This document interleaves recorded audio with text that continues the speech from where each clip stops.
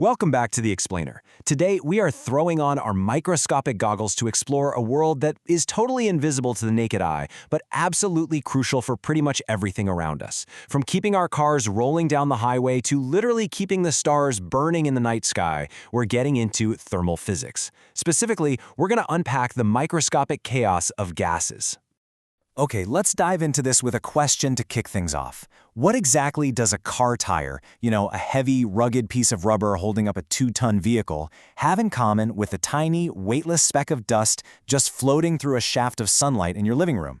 On the surface? Absolutely nothing, right? But the secret connection between these two completely different things is exactly what we're going to uncover today. The answer is actually hidden in the frantic, invisible energy that surrounds us every single second. To really understand that connection, we have to contrast two very different realms, the macroscopic and the microscopic. See, the macroscopic world is the one we live in. It's what we feel. It's where a massive system of atoms creates properties we can easily measure, things like temperature, pressure, and volume. You definitely don't need to know what individual molecules are doing to know that your coffee is hot or your tire is fully inflated. But to truly understand why that coffee is hot or why the tire is hard, we have to take a zoom-in journey down to the microscopic world. Down here, dealing with single atoms or molecules, temperature and pressure don't really exist in the same way. Instead, we're looking at kinetic energy, which is just the energy of motion, and momentum.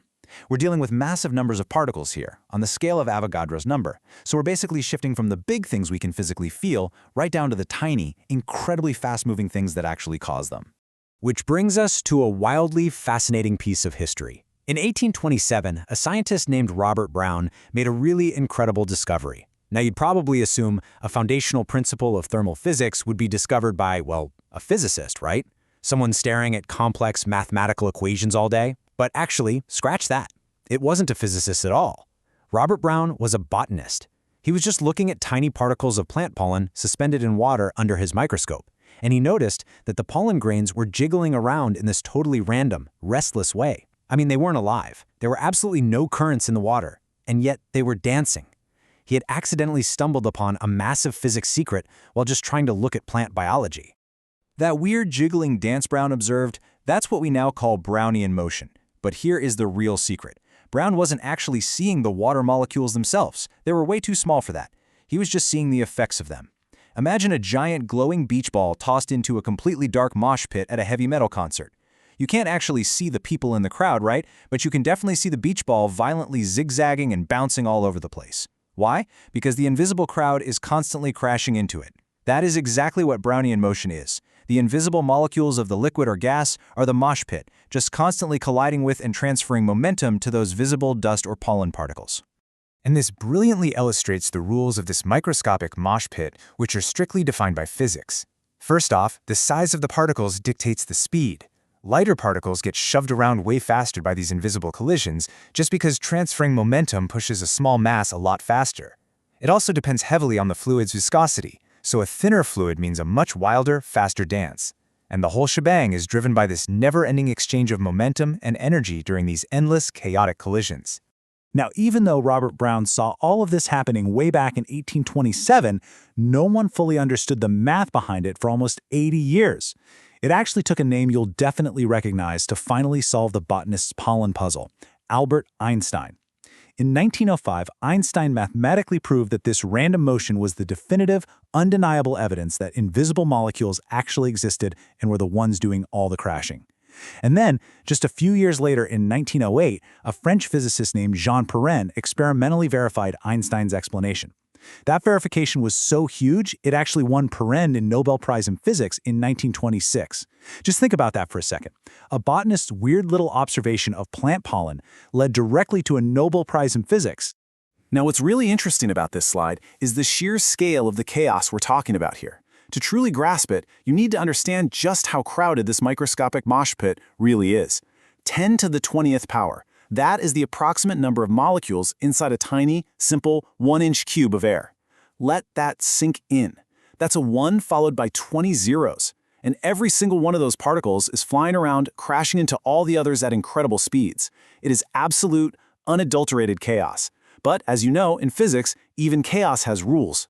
And to make sense of billions of crashing particles, physicists rely on the kinetic theory of gases. You can think of this as the ultimate strict rulebook that governs this seemingly insane microscopic party. It basically takes this wildly crowded, high-speed environment and applies a specific set of assumptions. Those assumptions allow us to mathematically understand exactly how this invisible chaos creates the macroscopic things we actually feel every day, like volume, temperature, and pressure. So think of these gas molecules as a fleet of incredibly fast, perfectly bouncy bumper cars. According to the rules, they're tiny particles spread across mostly empty space, but they are in constant, rapid motion in totally random directions. When they crash into each other or into the walls of their container, those collisions are perfectly elastic. That means absolutely no energy is lost, they just bounce right off. They don't actually interact or repel each other otherwise, they're really just minding their own business until that split-second crash. But the big takeaway here is that if you crank up the temperature, you crank up their kinetic energy, and these tiny bumper cars start driving even faster. Which brings us right back to the question that kicked off this entire explainer. We know why that little speck of dust floats and dances. It's Brownian motion from molecular collisions. But how exactly does this abstract physics rulebook explain why your heavy car is held up by 4 rubber balloons? How on earth do invisible microscopic bumper cars manage to hold up a 2-ton vehicle?